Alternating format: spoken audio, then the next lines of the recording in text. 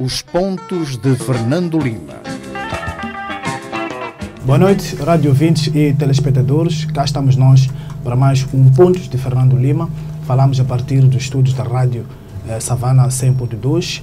Acompanhe-nos em direto no Facebook e em diferido pode nos ver às 21h30 na televisão independente de Moçambique. Também pode descarregar o programa no website do Savana, www.savana.co.mz. Fernando Lima, boa noite, bem disposto, acabadinho de chegar da Beira.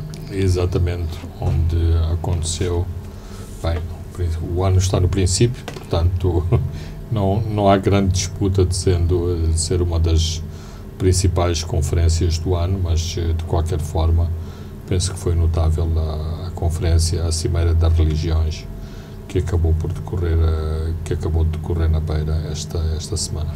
É uma cimeira com um tema interessante: paz, perdão, reconciliação nacional, cura e direitos humanos. É o seu facto da semana. Exatamente, e é o meu facto da semana porque não é todos os dias que há um encontro desta natureza com este formato, ou seja, juntando confissões religiosas, mas também juntando a sociedade civil e os partidos políticos. O ano passado houve um encontro muito interessante organizado pelo IES, uma organização académica, também na Beira, e eu tive a oportunidade de observar como a comunidade académica, os estudantes, as próprias organizações da sociedade civil da Beira reagiram de forma positiva e participaram intensamente nos debates havidos na conferência anual do IES, e que naquele ano, portanto o ano passado, decidiram transferir esta cimeira para a Beira. Portanto, acho que os organizadores da rede das confissões religiosas, levando esta cimeira para a Beira, estiveram também no bom caminho. Porque, de facto, é em Manica, isso fala, que aconteceu. A escolha da cidade da Beira não foi por acaso? Não é por acaso, porque a ideia era de trazer muitas das pessoas, muitos dos atores políticos e religiosos que têm estado muito envolvidos em todos os diferentes aspectos do conflito armado. Digamos que há aquela guerra que aconteceu nos comunicados, nos atentados que foram reportados pelos média, e depois há aquela guerra silenciosa que as comunidades têm maior vivência, que foi aquela guerra suja de que nos apercebemos, por exemplo, quando o Human Rights Watch falou dos desaparecidos, da guerra, das visitas que muitas pessoas, que muitas famílias receberam na calada da noite, e que os seus familiares desapareceram para não mais voltar. Então, uma parte das pessoas que esteve nesta conferência vem destas comunidades, vem de Maríngua, vem da Gorongosa, e tem este tipo de experiência. Também penso que, por ser na cidade da Beira, os partidos da oposição, e quando estou a falar dos partidos da oposição, não estou a falar dos seus representantes legais, dos seus deputados, que também estavam lá, mas daquele militante de base, ele sente-se mais à vontade para falar e identificar-se. Eu sou da RENAM, eu sou do MDM, sente-se mais à vontade de fazer isto na Beira do que fazer isto em Maputo. Aliás, muitos dos momentos nestas conferências há sempre um problema com o tempo, porque há falta de tempo para se falar, e as pessoas exatamente sentem que têm que falar e que ninguém, a partir do momento que tem o microfone, ninguém as pode calar, porque têm necessidade de explicar o que é que aconteceu na sua comunidade, o que é que está a acontecer, porque é que se sentem discriminados, porque é que acham que a sua voz deve ser ouvida. Um outro aspecto que me parece também muito importante, que nem sempre nós nos apercebemos da diferenciação. Deu-se um grande ênfase à questão da reconciliação e menos a questão da paz, ou seja, é mais importante que exista e que se trabalhe e que se faça a verdadeira reconciliação dos moçambicanos do que apenas falar de paz. E, portanto, convenciona-se a paz naquele momento em que se estabelece, por meios formais também, que não há mais guerra. Mas a reconciliação é algo de mais profundo e mais complexo. Por exemplo, o que está a acontecer é que em 92, depois dos acordos de paz, as pessoas, sobretudo os elementos da RENAM, retornaram às suas aldeias e não há grandes evidências de grandes perseguições que estas pessoas sofreram. Mas nestes confrontos mais recentes, esta caça ao homem foi feita ao nível das aldeias, das comunidades de base, ao nível das vilas, identificar todas as casas onde há elementos que são simpatizantes da RENAM. Daí que a declaração da Beira faz ênfase, enfatiza este momento, diz que é preciso trabalhar para a eliminação da intolerância política e também a eliminação de perseguições e execuções sumárias. E nós vimos com os esquadrões de morte. Claramente. Mesmo ao nível dos agentes económicos, houve muitos agentes económicos identificados como simpatizantes da RENAM que ou desapareceram ou foram sumariamente eliminados, e o denominador comum é sempre aquele cantineiro, aquele dono daquela loja é um simpatizante da RENAM ou foi um membro da RENAM durante a guerra, então é preciso ir lá queimar a sua loja ou é preciso matar aquela pessoa porque pode ser um fornecedor da RENAM, como por exemplo aconteceu com os jovens que transportaram há 2 anos, transportaram jornalistas para o encontro com Afonso de Lhakama. Esses jovens, a comunidade reporta que foram sumariamente fuzilados por terem prestado esse serviço à comunicação. Como poderá também ter acontecido com o Américo Sebastião, o português madeireiro da zona de Gorongosa. O madeireiro, até agora, não existem suspeitos detidos sobre este caso, mas no mês de dezembro, 2 portuguesas, uma na Beira e outra em Chimoio, foram assassinadas, e num espaço de poucos dias a polícia teve a capacidade de imediatamente apresentar suspeitos, ou seja, em 2 casos não politizados, a polícia não teve problemas em identificar suspeitos. No caso do madeireiro, que se suspeita que tenha em algum momento expressado simpatias pela RENAM, em algum momento foi visto na custódia das forças policiais, nomeadamente no posto de gasolina onde estava a abastecer a sua viatura, porque foi aí que foi detido pelas forças de defesa e segurança. Está desaparecido até hoje, ou seja, há capacidade para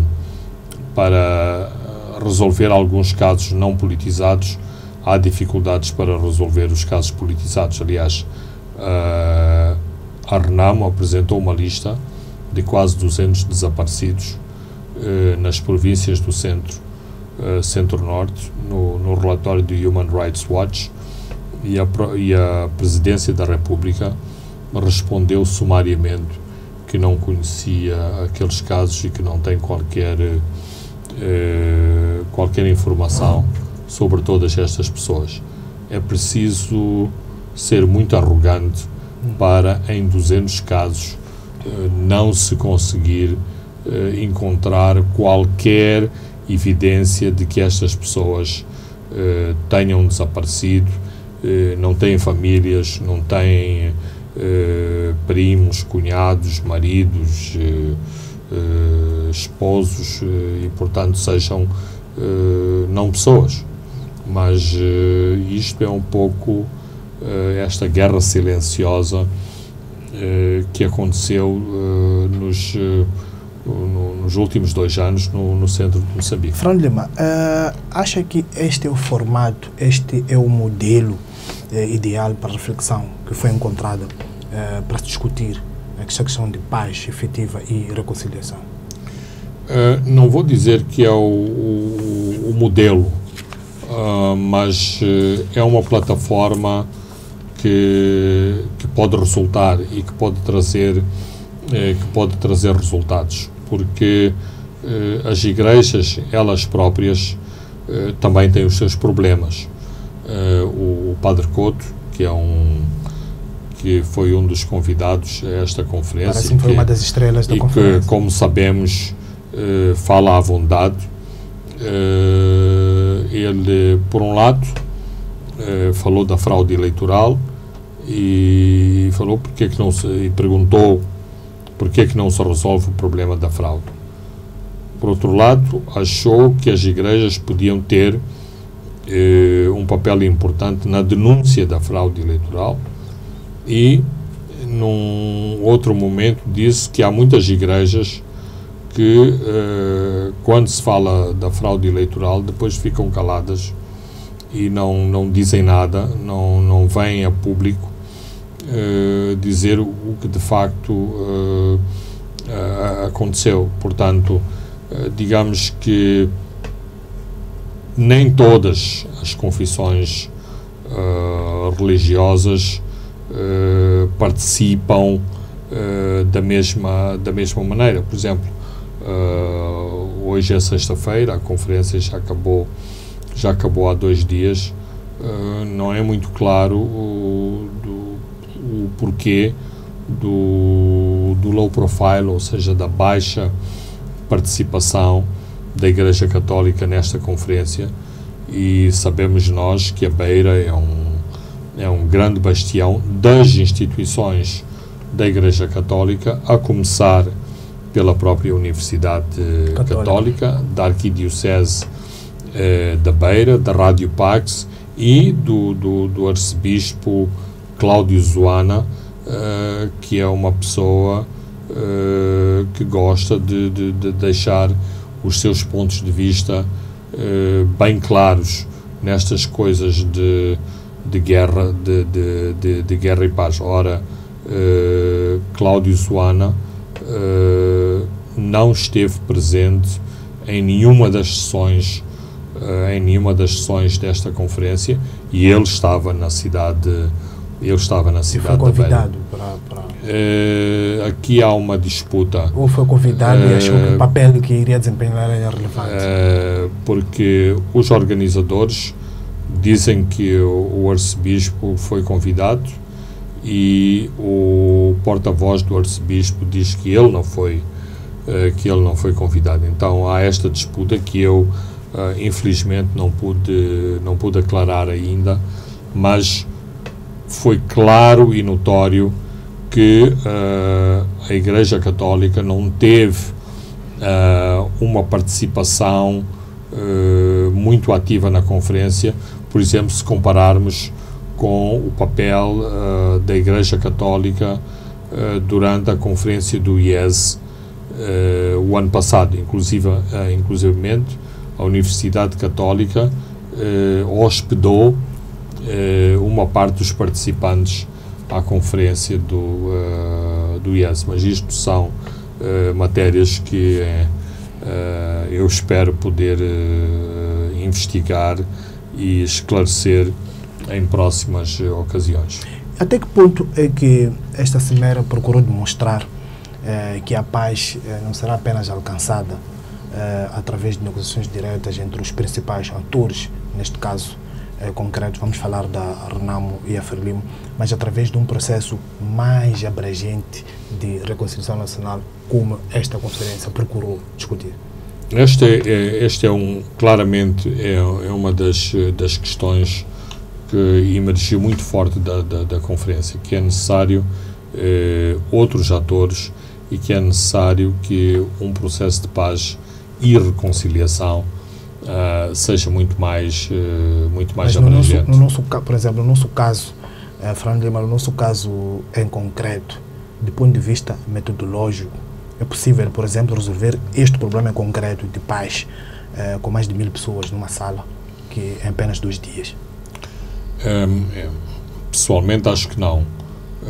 De qualquer forma, também há aspectos demasiado sigilosos e demasiado secretos, e se calhar nem sequer deviam ser tão sigilosos e nem tão secretos. Então, o papel de conferências desta natureza é exatamente exercerem uma pressão para que as partes resolvam os problemas e que, por outro lado, conferências e plataformas desta natureza possam ajudar as partes que estão de boa fé e que, de facto, queiram estabelecer um mecanismo de paz e um mecanismo de reconciliação.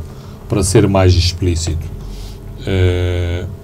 se Filipe Nyusi e Afonso Dhlakama de facto querem a paz, mas têm outras pessoas que estão atrás deles que não querem, conferências e plataformas desta natureza ajudam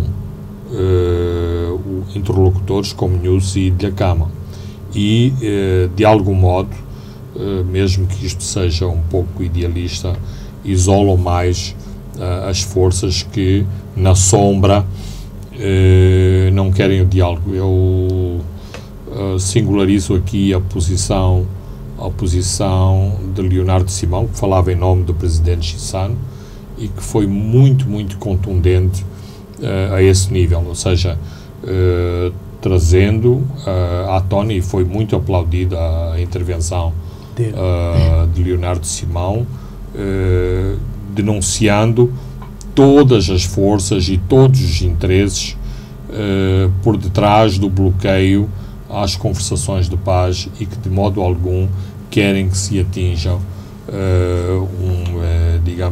um final feliz nesta questão. Ora, eu penso que isto é extremamente importante e, sobretudo, vindo de onde vem esta sinalética e este posicionamento muito claro em relação a estas forças de bloqueio. Em abril do ano passado, quando ainda estava em preparação esta cimeira, a Artemisa Franco, que é a coordenadora da Plataforma de Paz e Reconciliação Nacional da CORREM, que é a Conferência dos Religiosos, afirmou que gostavam de contar com a participação do líder da Renamo, Afonso Dhlakama, que seria um dos painelistas. Dhlakama, neste momento, está em Gorongosa e estava prevista uma participação de Dhlakama via telefônica e falhou. Teria sido uma cereja no topo do bolo a participação de Afonso Dhlakama? Eu acho que sim, e em algum momento havia esta esperança. A esperança da participação e mesmo da intervenção, de uma intervenção via telefone de Afonso Dhlakama na conferência.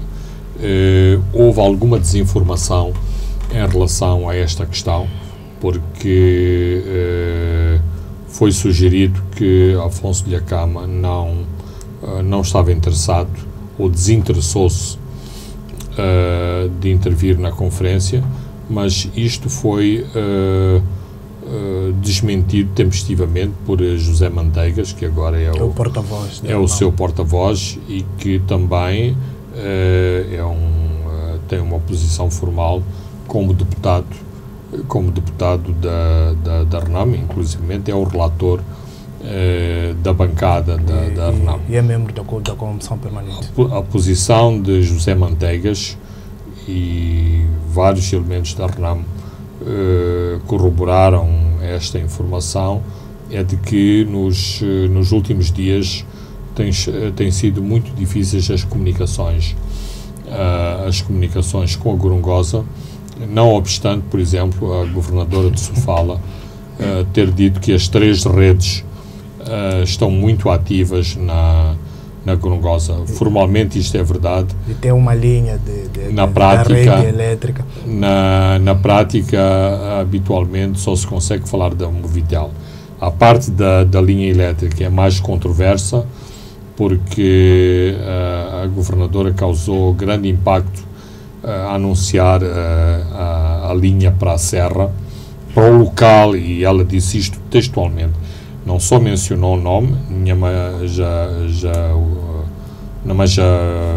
Namajiwa, o nome já me foi, mas penso que é isto, Namajiwa, e disse que isto correspondia ao local onde está o Sr. Afonso de Lhakama. José Manteigas depois, de forma contundente, desmentiu que isto fosse verdade e que a rede elétrica beneficiasse o local onde está Afonso de Lhakama. E um outro elemento da RENAM explicou-me que um dos problemas é um problema de natureza técnica, porque os postes são de média tensão, então havia que introduzir ali um elemento de transformação de energia, porque nesta maneira não é possível usar-se a energia para telemóveis e outras funções, como por exemplo iluminação. Eu estou a dizer isto para de algum modo demonstrar que nem tudo foram rosas nesta conferência. Havia muita tensão, inclusivamente ao nível dos pequenos detalhes: quem controla o microfone, quantos minutos cada pessoa tem direito, e as pessoas estavam posicionadas na sala também em função das suas simpatias políticas. Não sentiu-se muito a feminização, alguma feminização nesta conferência? Como nós sabemos, a Frelimo sempre procura controlar, metendo os seus em grandes conferências. Claramente, mas penso que aí a RENAM também fez as suas exigências e, tanto quanto eu sei, conseguiu levar à frente as suas exigências. Nomeadamente, a delegação da RENAM tinha 52 pessoas, quando inicialmente estava prevista apenas uma participação de 20 elementos. As 52 pessoas vinham de Nhamatanda, da Gorongosa, de Maringue. Então vieram pessoas dos sítios muito afetados pela guerra. Nesse caso, já atingidos. Exatamente. A delegação do MDM era muito forte, ou seja, é verdade sim que eventualmente os aspectos logísticos pudessem ter muita influência da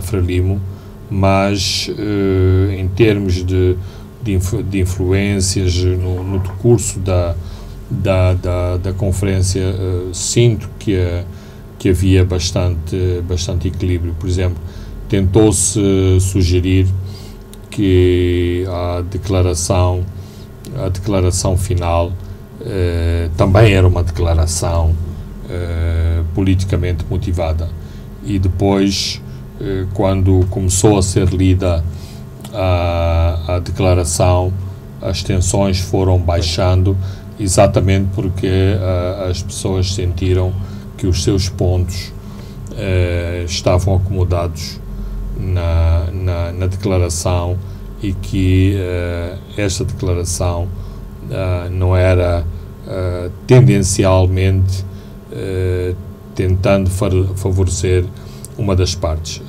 Isto, claro, são questões muito sensíveis, é preciso ter algum jogo de cintura para garantir que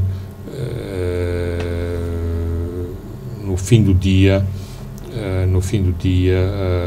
toda a gente saia satisfeito, porque mesmo ao nível das igrejas havia muitos pastores que relataram que as suas igrejas tinham sido fechadas por suspeita de que nesta igreja se acolhiam simpatizantes da RENAMO e do MDM. Portanto, a guerra chegou a este tipo de aspectos feios de interferência nos próprios cultos religiosos da população. E aqui estou a falar de igrejas de base, de igrejas no meio da floresta, não estou a falar de cidades e vilas. Também a questão foi focada a questão da comunicação social e está vincada nesta declaração da Beira, que dizem que a comunicação social, incluindo o setor público, e não é por acaso que enfatizam esta parte do setor público, sejam asseguradas as garantias constitucionais e de liberdades de independência. Chegou-se nos debates, na conferência, a levantar-se, por exemplo, para o setor público a necessidade nos grandes debates de que haja paridade, porque também é uma das coisas muito levantadas pela RENAMO no diálogo político com a Frelimo. Não, foi uma questão muito levantada por muitos participantes e levantada nos seguintes termos. Quando ligamos a televisão de Moçambique, parece que não há guerra. Quando ligamos a televisão de Moçambique, parece que não há conflito. O que é que se passa com a televisão? O que é que se passa com a televisão? O que é que se passa com a rádio? Então houve muito questionamento sobre estes dois órgãos de informação, e penso que é por isso que esse aspecto é referenciado na declaração final. Portanto, as pessoas estão atentas e, por exemplo, algumas das intervenções, inclusivamente, colocavam a questão de a STV sendo um canal de televisão muito visto na região, que apresentava as questões da zona de uma maneira diferente. Portanto, chegou-se inclusivamente a este tipo de qualificação de como a comunicação social atuou durante o conflito ali na zona centro. Fernando Lima, vamos a um brevíssimo intervalo e voltamos já. Pontos de Fernando Lima. Boa noite, rádio ouvintes e telespectadores. Estamos de volta à segunda parte dos pontos de Fernando Lima. Fernando Lima, agora vamos discutir o controverso comunicado da Procuradoria-Geral da República, mais de 2 anos após ter iniciado a instrução preparatória sobre as chamadas dívidas ocultas. A PGR anunciou em comunicado que ainda está muito longe de uma eventual responsabilização criminal. Não estará, e já discutimos isso aqui nestes programas, não estará a PGR a ser usada pelo poder político para continuar a atrasar o desfecho deste processo? Bem, se não está a ser usada com este tipo de ações, dá a entender que é isso que está a acontecer. As questões relativas aos ilícitos em matéria financeira, como eles dizem, dos gestores das 3 empresas, não precisavam de esperar 2 anos para fazer isso. Já podiam ter mandado isso para o Tribunal Administrativo há muito tempo, mas a interpretação que está a existir, e eu comungo com essa interpretação, é que basicamente a Procuradoria está a passar as questões para outras instâncias, está a tentar mostrar que está a fazer o seu trabalho, que há movimento. Mas precisava de 2 anos. Em relação, claro que não precisava de 2 anos. Esse comunicado claramente é um logro. É um logro para induzir em erro a opinião pública. Aliás, eu acho que melhor resposta não poderia ter sido dada pelo FMI.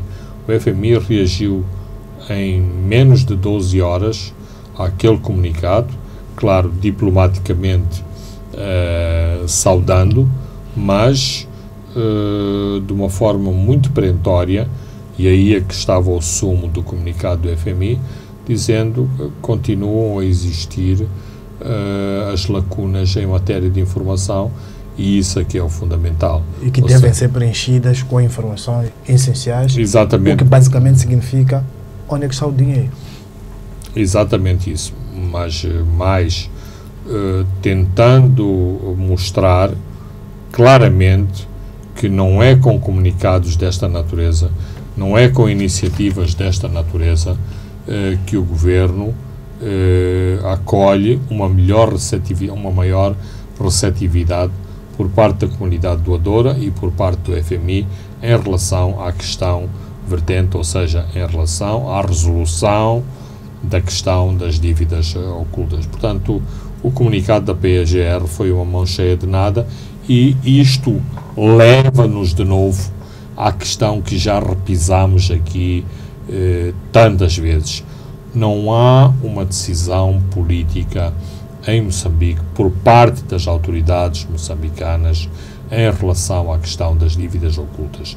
E enquanto não houver essa decisão, PGR ou outros órgãos onde andar às voltas, onde andar a arranjar argumentos mais ou menos estafados, mas que não nos levam a lado nenhum. Porque isto, em última análise, é uma tentativa para ver se cansam a comunidade internacional, para ver se há alguma abertura para se resolver esta questão. Eu penso que até agora a comunidade internacional tem-se mostrado inflexível em relação aos objetivos, em relação aos esclarecimentos, e, portanto, não me parece que o governo de Moçambique esteja a marcar pontos nesta questão.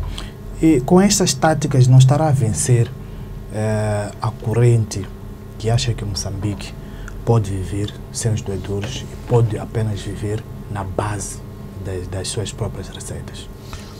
Há essa corrente, aliás, em alguns momentos o presidente Nyusi, em algumas intervenções, parece sugerir que isto será possível, portanto, indo ao encontro da tal resiliência do povo moçambicano. Ora, isto é muito temerário, porque a resiliência, em alguns momentos, tem estado baseada na dívida que o governo vem contraindo junto do Banco de Moçambique, e essa mesma dívida pode resultar em mais inflação. Aliás, acaba de ser publicado uma nota sobre os últimos dados publicados pelo Tribunal Administrativo, em que mostram que o governo foi buscar 200 milhões de dólares ao Banco de Moçambique em 2016, e exatamente em 2016 tivemos a inflação a disparar quase para os 25%. Portanto, este tipo de ações trazem sempre inflação atrás. Inflação são más notícias para os consumidores moçambicanos e também sabemos que, em matéria de inflação, quem sofre mais são exatamente os setores da população que têm menos resiliência para enfrentar a crise, o que significa mais pressão sobre os poderes constituídos em termos de protestos, em termos de desobediência civil. Portanto, não é por aí que vamos resolver estas questões. Agora, aquilo que me parece é que o Governo está a fazer uma gestão à bolina, ou seja, navegar como faziam os navegadores antigos ao longo da costa, fazer uma navegação à vista. Se as coisas se complicam mais, temos que fazer cedências. Se vamos conseguindo resistir, mostramos uma cara mais feia e mais convencida e perentória em relação à comunidade internacional. Se a situação estivesse muito mal, o Governo não poderia ter pago o 13º mês. O Governo pagou o 13º mês, significa que tinha alguma margem de conforto para o fazer, mas resta sempre saber, e em dezembro de 2018 terá essa capacidade ou não. Vamos entrar estamos num ano de eleições, estaremos em eleições gerais no próximo ano, e estas coisas de aperto fiscal, de aperto no cinto dos moçambicanos, são questões muito sensíveis para o partido que é governo neste momento. Se voltarmos um pouco para trás, vamos rebuscar o relatório Kroll e também o relatório da Comissão de Inquérito da Assembleia da República, que traz muitos elementos que até podiam resvalar para medidas de coação extremas, tipo privação de liberdade, e algumas pessoas também já estariam a devolver ou a pagar o dinheiro. O ministro das Finanças da altura, o senhor Manuel Cheng, já havia admitido nessas duas comissões que violou conscientemente a lei orçamental. O próprio Procurador-Geral Adjunto, o senhor Taibo Mukobora, na altura, porta-voz da Procuradoria-Geral da República, também há 2 anos disse que há claros indícios de violação da lei orçamental e também há indícios de crime. Fernando Lima, na prática, a Procuradoria-Geral da República rasgou o relatório Kroll e rasgou o relatório de CPI. Neste momento é isso que parece, e portanto a PGR de algum modo parece atrelada à narrativa oficial. Eu não encontro nenhuma independência nos posicionamentos da PGR e não espero, e eu próprio me estou a repetir, não espero da PGR um comportamento diferente enquanto ao mais alto nível este assunto não receber luz verde para ser esclarecido. E não existe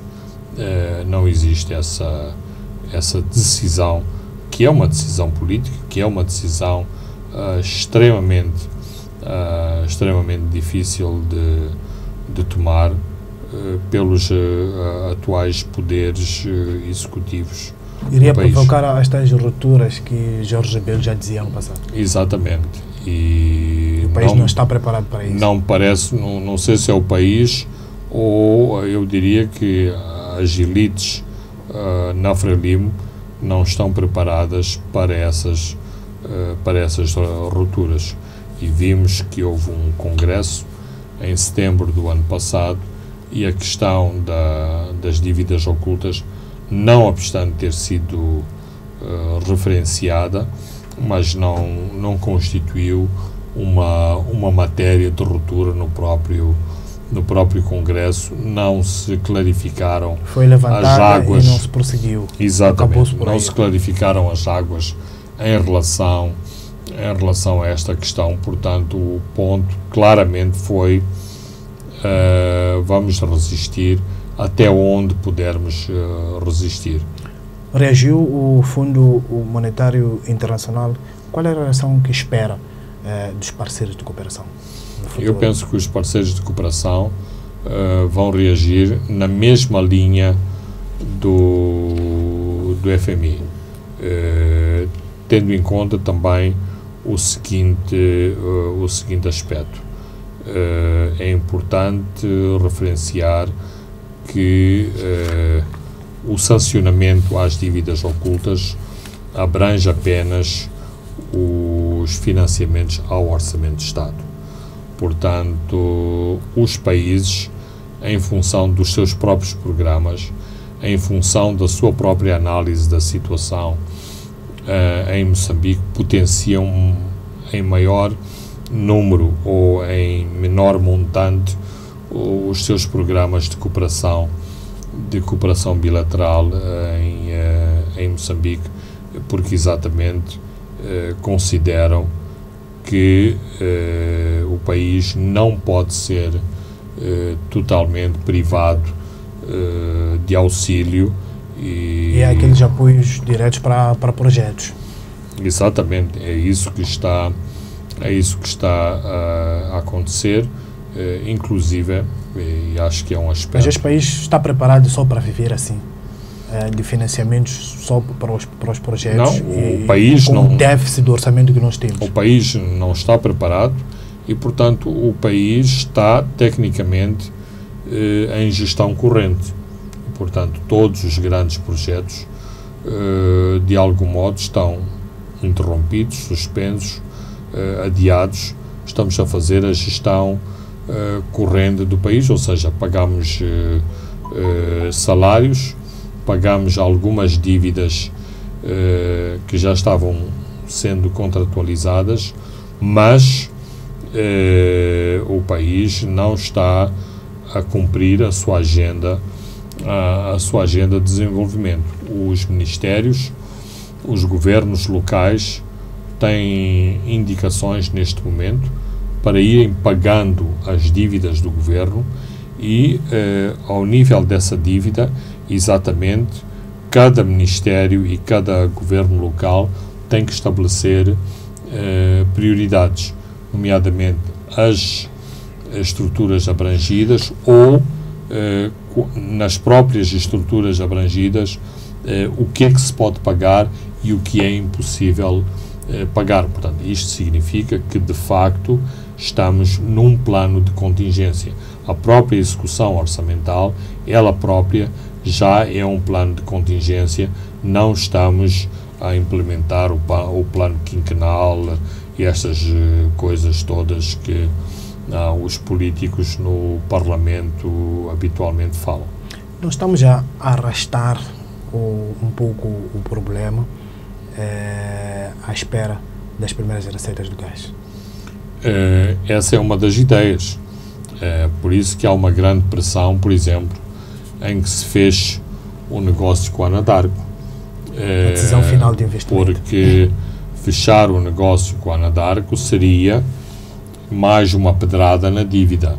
Ou seja, indiretamente, o governo mostraria que, não obstante este cerco de que está a ser alvo por parte da comunidade internacional, mesmo assim, grandes projetos de referência, e o gás na Zona 1 é um projeto de referência, conseguiu ser aprovado. Não existe nenhuma indicação de que não vai ser aprovado, mas está a caminhar lentamente, na perspectiva do governo, demasiado lentamente. Agora, temos que ser realistas. Se a Anadarko não tem cometimentos dos off-takers do gás, portanto, dos compradores do gás, não pode partir para uma nova fase, porque é com os cometimentos dos potenciais compradores de gás que vai utilizar estes cometimentos como garantias para o financiamento do seu do seu próprio projeto. É assim que se faz, na indústria, é assim que se faz neste tipo de projetos. Fala-se da bolsa grande que tem a ExxonMobil, mas a ExxonMobil não dá para todos os expedientes, e os outros jogadores, os outros atores no processo têm uma tesouraria muito mais curta e muito mais limitada do que a ExxonMobil. Fernando Lima, vamos ao nosso terceiro tema, vamos já na Nampula. Nesta quarta-feira, a Comissão Nacional de Eleições divulgou os resultados da eleição intercalar na Nampula e não mudou nada, apenas veio confirmar o que a CDE veio confirmar os resultados que eram já do domínio público, e se tudo continuar assim, haverá segunda volta. A Frelimo diz que está preparada para qualquer decisão. O que lido da Interlinha diz que dizer que não quer a eleição. A Renamo diz que deve-se cumprir a lei. Fernando Lima, este país está preparado para estas maratonas eleitorais? Não há alguma intervenção da lei que tem de ser feita? Eu não sei. Aqui a questão central é uma questão política, e qualquer decisão que for tomada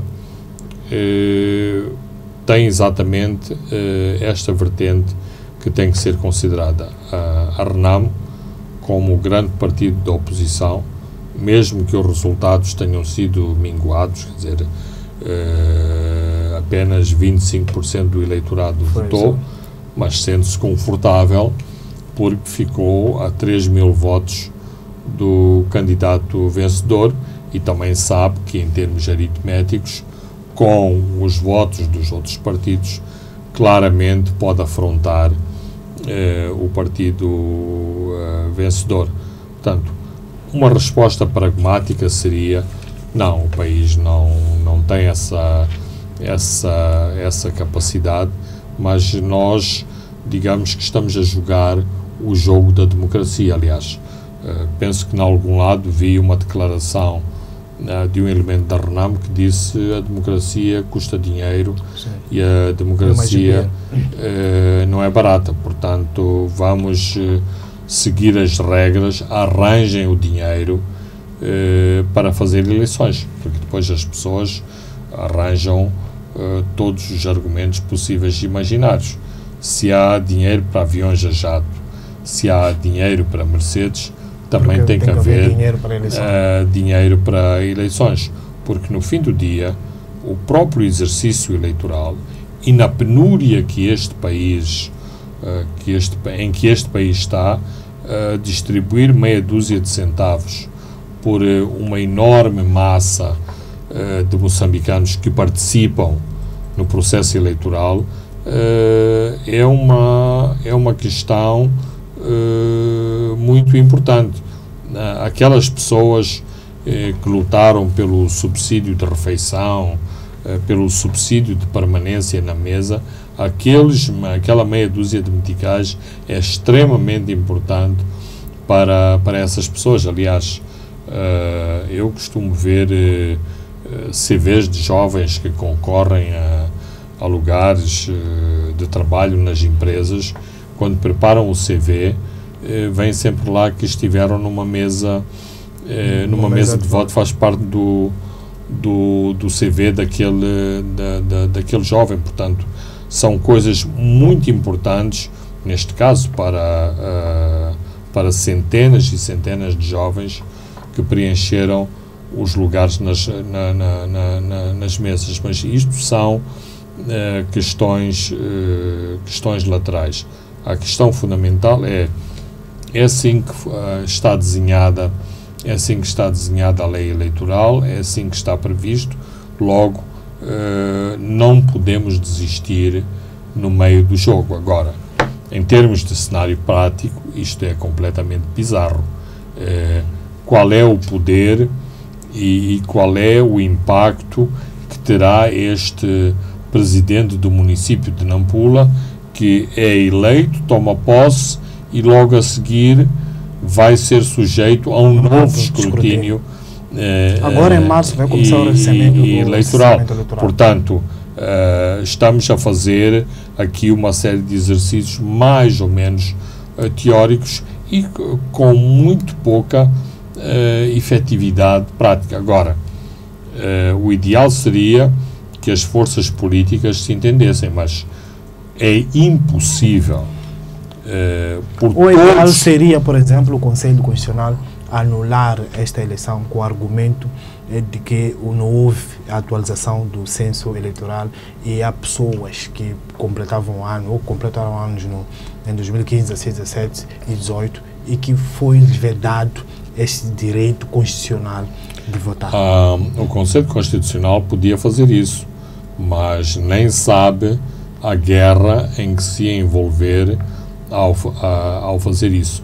O Conselho Constitucional só poderia fazer isso se tivesse o apoio tácito dos partidos políticos. Ora, nós sabemos que não vai haver esse acordo, porque os interesses dos três partidos são completamente opostos. A RENAM tem que provar ao seu eleitorado que não morreu, que está de volta, que pode inclusivamente vencer a eleição. O MDM que tem que provar, e por isso foi o partido que carregou na tecla da fraude, que não está moribundo e, portanto, tem interesses a defender no município. Aliás, vai ser interessante que vai haver um município, eventualmente com um presidente da Frelimo ou da RENAM, e vai haver uma Assembleia Municipal controlada que não sei quantas sessões vai poder fazer, mas e eu já estou a ver o cenário que vai acontecer, que tacitamente vai chumbar todas as decisões, aquelas que têm que ser ratificadas pela Assembleia, vai tentar chumbar ou prejudicar todas as decisões por isso que é o importante quadro do MDM que dizia que eles têm que negociar conosco. Qualquer vencedor tem que vir falar conosco, porque sim, nós ainda controlamos a Assembleia Municipal. Pois, mas é que controlam a Assembleia Municipal até o fim do ano, porque depois do fim do ano deixam de controlar, porque não é lícito. E podem não controlar nada. Imaginar-se que o MDM, tendo a votação que teve, mantém a capacidade de controlar a Assembleia Municipal. De qualquer forma, e tendo como referência a votação na primeira volta, eventualmente a RENAM precisará do voto do MDM numa futura Assembleia Municipal a sair das eleições de outubro. Portanto, nada é completamente claro neste jogo de interesses. E, infelizmente, os partidos políticos moçambicanos têm uma grande dificuldade em se flexibilizarem neste tipo de negociações. Também porque uma flexibilização em Nampula depois pode ter efeitos perversos noutras cidades em Moçambique. Portanto, terá muito que ser estudado caso a caso o que pode acontecer noutro local, mas como o caso de estudo, a eleição de Nampula é muito paradigmática. Como caso do estudo, só o último tema e uma única pergunta. Como caso do estudo também para nós, o Odinga tomou posse como o presidente do povo no Quênia. No dia seguinte, o governo mandou cortar o sinal das rádios e televisões que transmitiram em direto a tomada de posse de Odinga. Há um ativista que mete uma queixa no tribunal e o Tribunal Supremo manda relegar os sinais. Isto é uma grande lição. É uma grande lição, mostra também um estágio diferenciado da democracia, neste caso no Quênia, e como há uma percepção muito mais sofisticada em relação à separação de poderes. E sabemos do papel importante que teve o Tribunal Supremo na questão das últimas eleições, nomeadamente na decisão de mandar repetir as eleições do Quênia. Fernando Lima, obrigado. Chegamos ao fim de mais um ponto de Fernando Lima. Eu sou Francisco Carmona, André dos Santos esteve a cuidar da parte técnica. Nos vemos de hoje a 7 dias. Boa noite. Pontos de Fernando Lima.